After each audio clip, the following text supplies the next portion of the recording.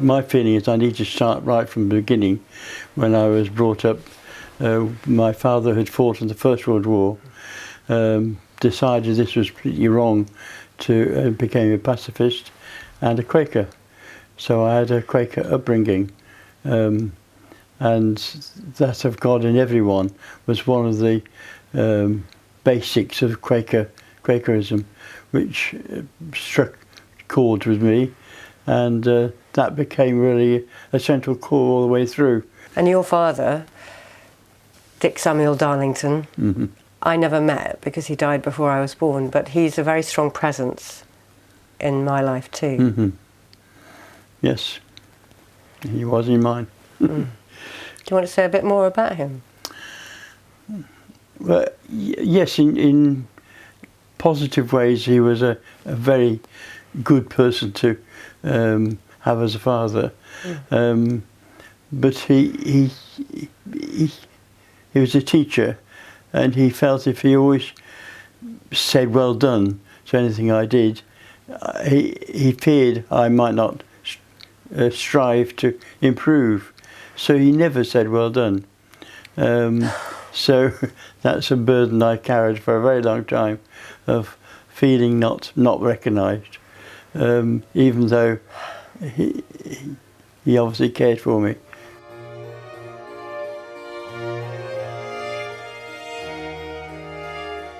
I remember from my childhood of how incredibly, relentlessly busy and even driven you were in terms of your work, and there's a sense of, I think you've said at some point to me that you were in that striving to prove yourself place. That's and right. Therefore actually your family, your wife and your children missed you. Yes, absolutely, sure we did. Oh, I feel my own emotion about that. Yes, well, I'm very sorry. I used to spend so many hours with voluntary groups and things when I should have been nurturing you three, Elizabeth as well. Oh, thanks, Dad. It means a lot to me to hear you say that. Mum carried us as well as she could. She was a stalwart, absolutely. Yeah. Thank you. And thank you, Elizabeth. Thank you, Elizabeth, absolutely. So when Go on.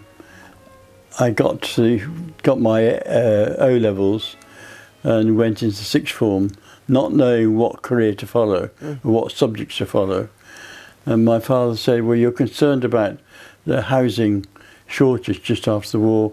You can draw. Why not learn to be an architect so you can do something about building housing for people in need?" So that was the decision I chose, not to be a great architect, but to build housing for people in need. Okay, that's really important. So you could draw, and you still do draw, and art is part of your being. Yeah, of your soul. I was going to say, of your being, exactly. And you could draw then, and your father. So it was your father again. He picked that up and saw your concern for housing. So you didn't become an architect to become a great architect. You became an architect to make sure that people had somewhere to live. That's right. Yes. So it's that thread that runs right through till I retired, and then even with Emmaus, it's the same thread.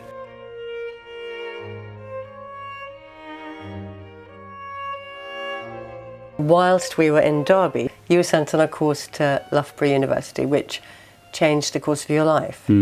So can you tell us what made them send you on that course, and what was it about? Well, it was a new act on, instead of pulling all these terrace houses down, giving them a 30-year life if they were in reasonable condition. So you had these improvement areas, and I was sent on this course.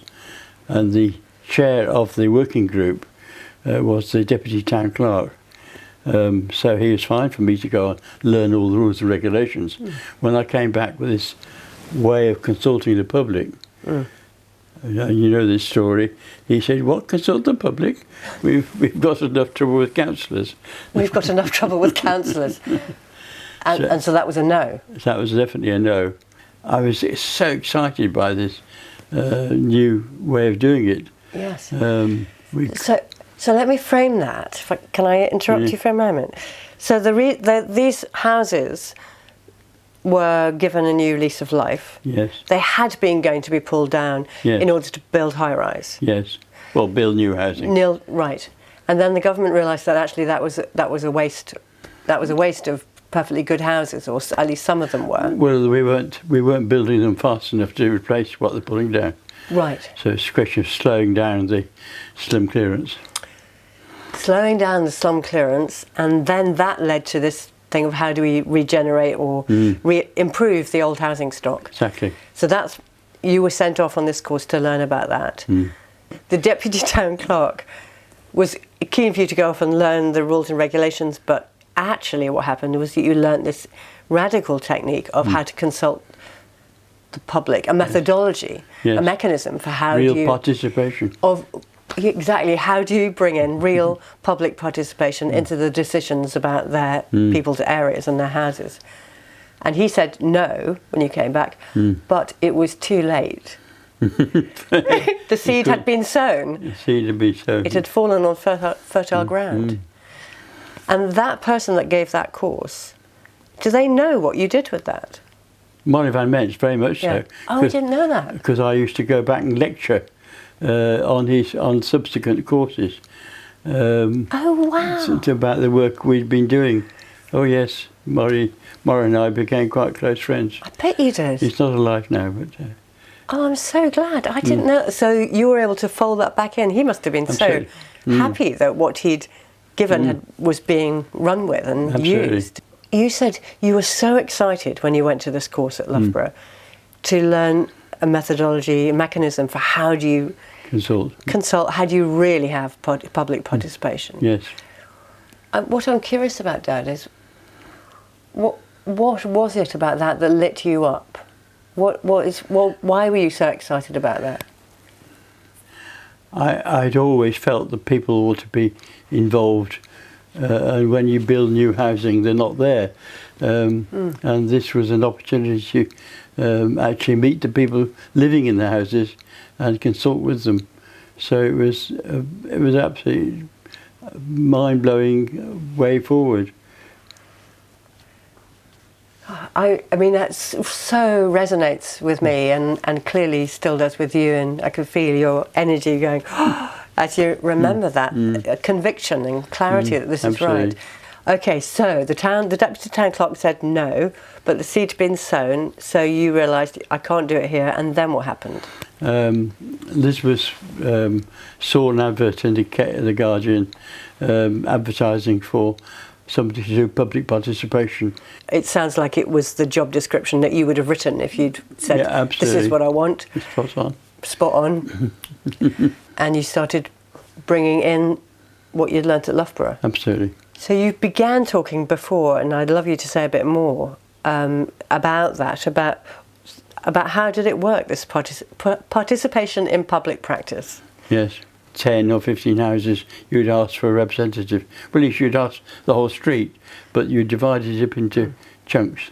And so you had representatives of different parts of the streets and several streets. So you ended up with a committee who met every so often. And to start off with, they didn't really believe we would do anything, but they gained in strength in believing we were sincere and something will happen. Right, so you had to gain their trust. Yes. Yeah. Absolutely. So there was an understandable lack of trust that they would be listened to or that anything would happen. But that's where those skips came in. Yes. Yes, so tell us about the skips. Yeah. Well, when one of the things I learnt from the Loughborough course, you didn't ask what people wanted because they were always told there was no money, but you asked them what was wrong. And they were talking about rubbish around the streets. So we provided a skip, and it was full within minutes almost. And so we kept on replacing the skips. And I remember you found a typewriter there. I did. Oh, my goodness! I did. I took it home. I used it a bit. I oiled it up, and I remember, as you say that, I remember the smell of that skip and the smell of the typewriter. And I was there, and I remember the feeling of elation of the people filling the skips, and then they'd be taken away and being brought back. I didn't realise that came from Loughborough as well. Yes. The thing about you don't ask what people want because they may not know, or they may know really, but they won't tell you at the beginning, at least, because they don't trust that you're going to listen. Well, no, because they've always been told there's no money. So there's a kind of it's not worth saying. Yes. But if you ask them what's wrong, they'll tell you. Yeah. So what's wrong was we've got all this rubbish and nowhere to put it, and then let's find a solution. Here's a skip. Here's another skip. Here's another skip.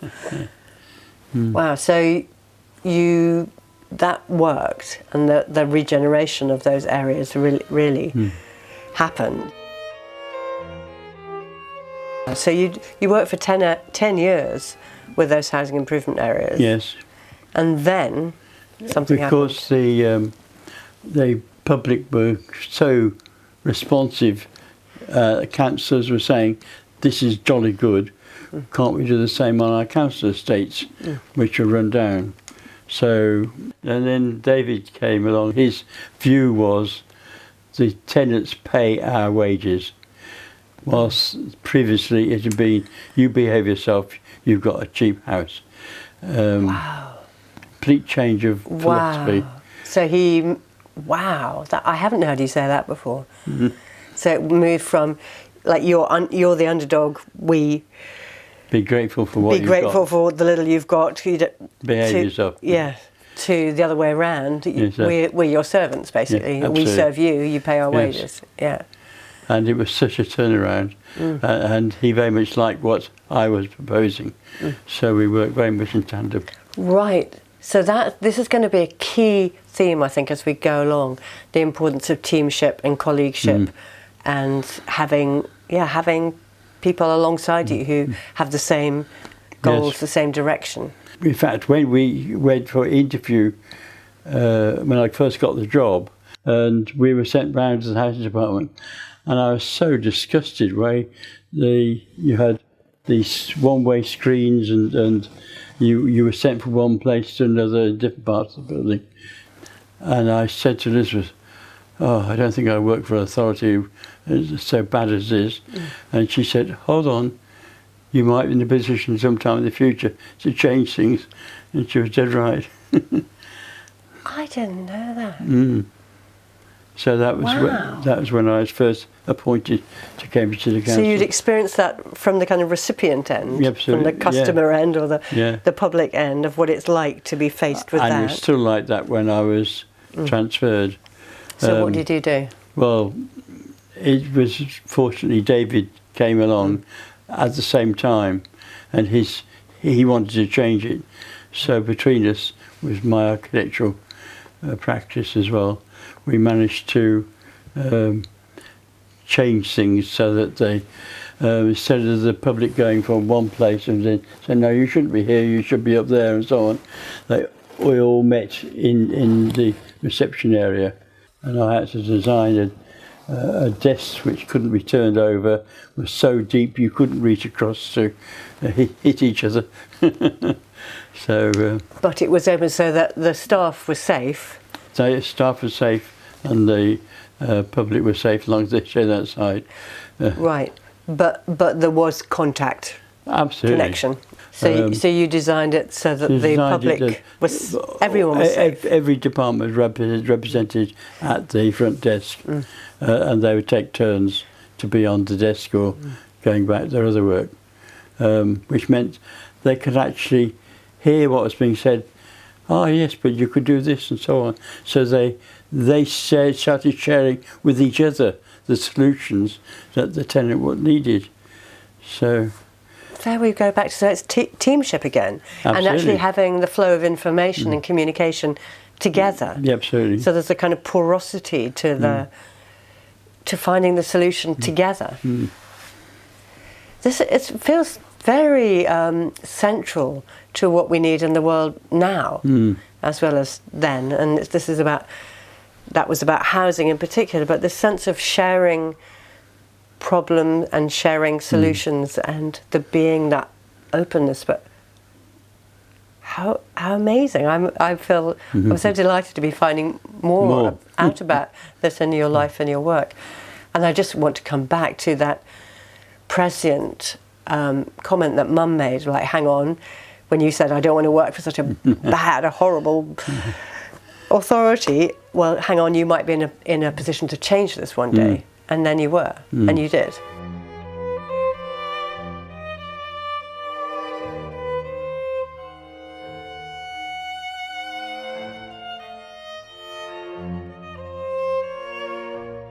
Michael Maine, who looked very much like my father.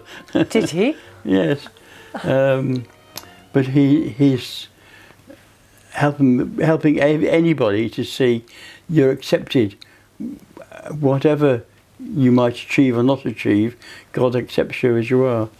And that was a load off my... It was a lovely way of seeing how to be. And I thought, oh, I'll see what chap has to say.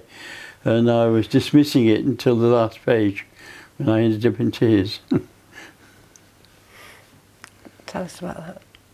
So we started going to Great St Mary's, and it was as if he was talking to... The church was absolutely packed, and it was as if he was talking to me personally. Absolutely fantastic.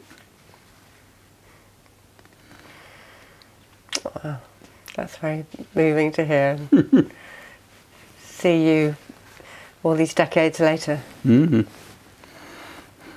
And the kernel of that you received, and it sounds like you went on receiving through Michael Maine, something of that ilk of you are loved. Exactly. That's of God of everyone. Yes. Isn't it curious? There's something very multi or trans-denominational about you growing up Quaker. And yes, it was in the Church of England church, with a Church of England vicar, that you received that Absolutely. affirmation or confirmation. Yes, and Mum had more or less a Quaker funeral in an Anglican church. Yeah. Absolutely. As you intend to when it's your time. My turn too. Yeah, when it's your turn, yeah. Part of your role was to run that section, Yes. which was meant to be supporting homeless people, Yes, right. to find accommodation. So I put a day conference on a Saturday to explore what may be the way forward. But one person that came was Selwyn Image, who came to tell us about Emmaus. He'd just been to Paris to check how they were getting on, because some 30 years earlier, as an undergraduate, he'd actually lived there when he was first beginning. So he told us about Emmaus, and I just thought this sounded absolutely wonderful. So I joined his committee, which was trying to set up an Emmaus in the Cambridge area. Great. So this is a really big moment, and Selwyn Image is a really important person in this whole story. Exactly. When Selwyn visited Paris, the Emmaus in Paris, and lived there for 6 months as an undergraduate, what was happening then? How did Emmaus start, and what is it? There was a French priest called Abbé Pierre who took in homeless people into his presbytery. Couldn't afford to feed them, but they had the idea of going out, collecting things being thrown away, cleaning them up and selling them. They became known as rag pickers, and that did three things. A, it brought them money in so they can actually be fed. It gave them dignity because they weren't beggars any longer. And the other thing that Abbé Pierre introduced, which was care for each other and other people in need. So that was the three principles which have been maintained.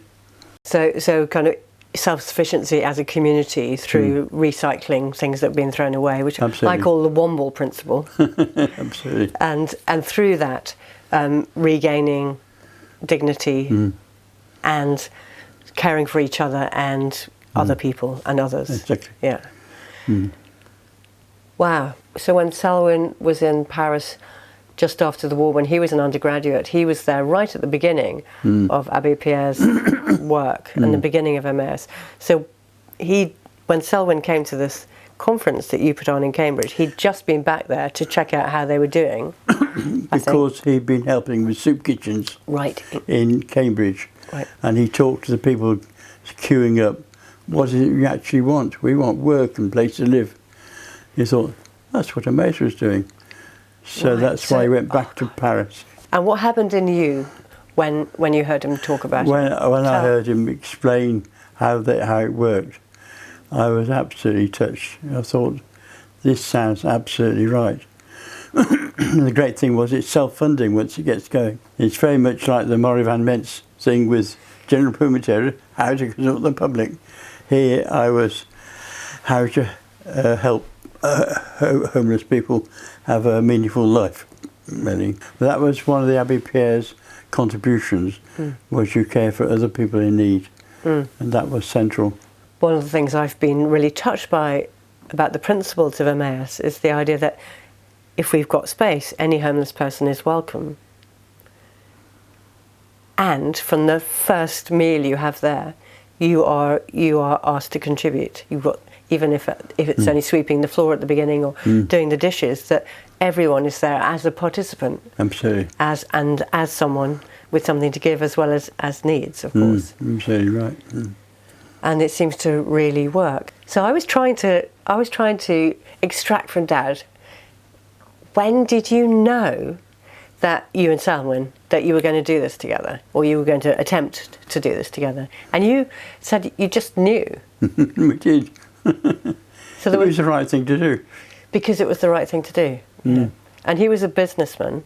He was a businessman. And he was very busy but in business, so he had some resources, but obviously you needed to purchase a big premises. Or suitable land. Right. So the first one was derelict farm buildings plus quite a bit of land. So that's the first Emmaus in the UK was in Cambridge, and that was you and Selwyn and... Yes, Ian McKechnie Jarvis was a solicitor, and he provided his services free for the negotiation about purchasing the land. And where did the money come from? Oh, sorry, obviously that's very important that the solicitor was working pro bono for that. He was, yes. It was what we now call crowdfunding, really. Right. Wasn't known as that then. Yeah. But he was so taken by the whole concept, he gave up his job as a very fruitful solicitor to help to run the project. So he was our first employee. Wow, that was Ian. Ian McKechnie Jarvis, and he became the chief of the Emmaus UK, and he was enormous help for us in Mossley when we got round to that later. Right.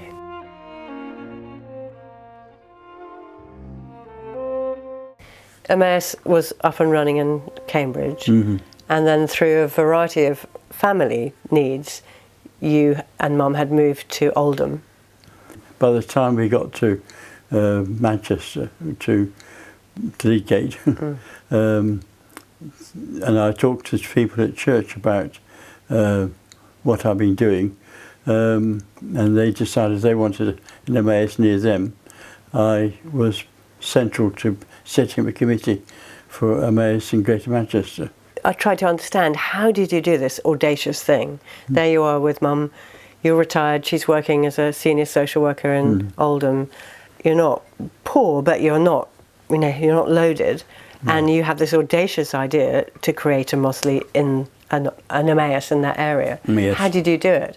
And what I understood from you is it wasn't really like that. It was that you were talking with people at church about this, and then the community itself went, the church community, we need one here. Yeah, a number of people. A number of people, not the whole community, but a number, and other people thought you were completely mad and crazy, and it was never going to happen. That came out later. But you didn't know that, but that's what they were actually feeling. Yeah. And simultaneously there was this desire to have an Emmaus in the north of England. Absolutely. Yeah. And there was a charity offering £150,000 to purchase somewhere to be an Emmaus in the north. Ian McKechnie-Jarvis knew of it. When we came along, he just put the two together. Wow. So much of this is about weaving and people knowing each other and knowing things. And absolutely. Yeah. And fundamentally, as I've understood it, as we've been talking about it, people really just having sense this is the right thing to do and feeling that exhilaration and that excitement. And the doubters kept quiet. The doubters kept quiet. And I know Selwyn Image was supportive at this point, but I know also his wife, Jane. Would you tell us about her? She was Jane Burton at the time. She was a Catholic with a very deep belief. If you see something that's right, you just follow it and it'll sort itself out. Either the way you want it or the way you don't want it. It'll work itself out. Just relax about it. She was very good. She was just quiet confidence, and that's what happened, of course. I remember that. I remember you telling me at the time about her input. You know, you did have a lot of audaciousness. Yes, I was. Tell us about that. Cheeky. You got cheeky. Yes. The Granada put on a 2020 conference. This is back before 2000, looking at the future for the Manchester area. Granada TV? Granada? Granada TV, yes. Granada TV? Oh yes, it was quite a big show. And if you wanted to have an exhibition there, you had to pay a very large sum of money. So I contacted them and said, well, I haven't got a large cost of money, but I have got a small exhibition about this place called Emmaus. And they said, well, okay, bring it along. So I brought it along, and I had a very small stand about Emmaus. And I was talking to somebody I'd got to know, and he said, if you want somebody who's really influential, go and talk to Terry Thomas, who was the chief executive of the Co-op Bank. And he pointed him out, so I went to Terry and told him about Emmaus. And he listened and said, I'd like to know more about this. And come and see me next week. What I'm hearing is that you asked. You dared to ask for. Yeah. Can I bring my little? I don't have lots of money, but I do have a little stand about this thing, and can I bring it? And then they kind of, maybe a bit reluctantly, but they said yes, and there you were. Exactly. And then you got talking to someone else, and he said, "Ask him," and you asked him, and then he responded. So we had the opportunity to buy this, but somebody else put a bid in higher, and so we lost it. And one of the things I did was to make sure that the local residents, knew that we were thinking of making it a homeless place. Then I let them know, no, we've lost the mill, somebody else is buying it. And then when it became back available again, well, I then told them again. So local residents knew, they were kept informed, and they began to trust us as being reliable people. Well, me.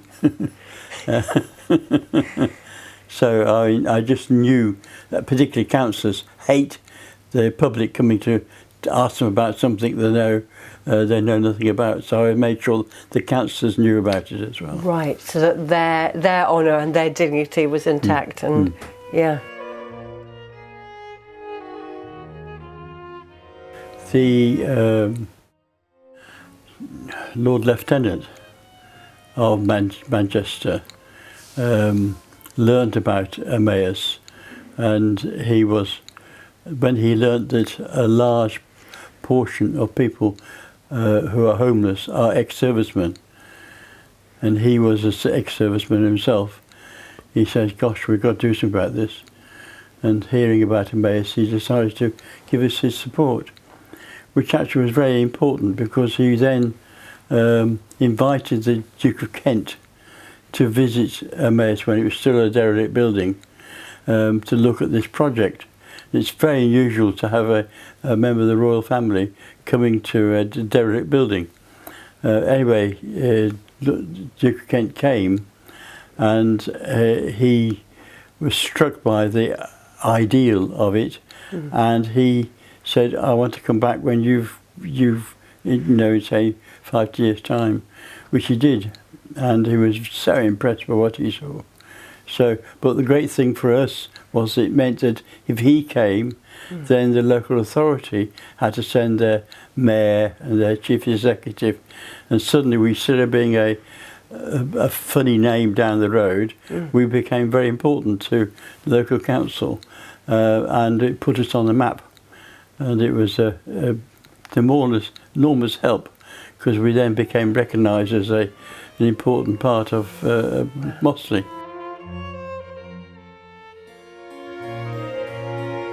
In 22, you were invited to a celebration of 20 years of the Mossley Emmaus, and what I was really struck by was recognising that for the local community, it's become a really important place. And if you've never been to an Emmaus, I really recommend you go there. Go to an Emmaus near you, if you can find one, or start one. But in the Mossley Emmaus, it's a huge building. They have their areas, their living areas, and then there's the public area where there's a cafe, and then there's all these recycling things. There's books, and there's clothes, and there's upcycling places, and then there's a floor of seriously good furniture, where furniture that people have been needing to get rid of, rather than just put it out on the street or have to take it to somewhere, you can call Emmaus, and the companions come with their van, with a lorry, and take it to Emmaus, and then repair it, upcycle it, clean it, and then sell it back to the public, people that need furniture and that can't or don't want to pay a new price. So it's in terms of sustainability, it's recycling, it's keeping things out of landfill, it's making really good quality stuff available to local people on lower budgets, and the companions have this incredible work that they're involved in, and it's clear that it's become a beacon for the local community, not just a place they tolerate or are okay with, but actually it's a community centre. So at the anniversary of the 20 years of Emmaus in 2021, and we went up together from here, and we all went up very kind of innocently, in a sense, to celebrate Emmaus. Also the Heritage Centre. And the Heritage Centre, exactly. But what we didn't realise is that it was also about celebrating you. No. No, exactly. It was so moving for me.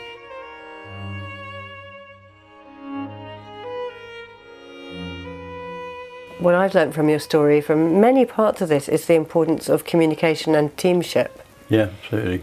And that you did this, but you didn't do it alone. No. And you didn't even go to the church community in Lidgate, near Mossley, and say, I want to do this. You actually went with a lot of excitement about Emmaus to share with them something amazing and what you've been doing. And they said, we need this, let's do it. Yes, right, absolutely right. So my life has been full of you could wrap stages, one stage after another, but always with involvement of other people and sharing and following that of God and everyone. Just that's a basic theme that runs right through. And how is it now to look back and remember all Well, this? I'm very grateful, and I'm sorry I'm not fit enough to go around visiting them, because there are, 30 communities around the country. 30 Emmaus communities around the country. So it's really, really blossomed here. It has, yes. Yeah. But Mossley, I think, is one of the best. So I'm told, anyway. And what does best mean? Just the sheer companionship. So the best in terms of the solidarity and the companionship between all the members of the organisation? Both those employed and those who are companions, and trustees and so on. Wow, thank you, Dad. Thank you for sharing this. And thank you for organising it. Yeah, you're very welcome. I wonder what your last words that you'd like to say to whoever's watching might be. Well, I suppose if sharing and working together can achieve a great deal, far more than you would anticipate. Just follow the dream. And if you have a dream of something, then just work at it.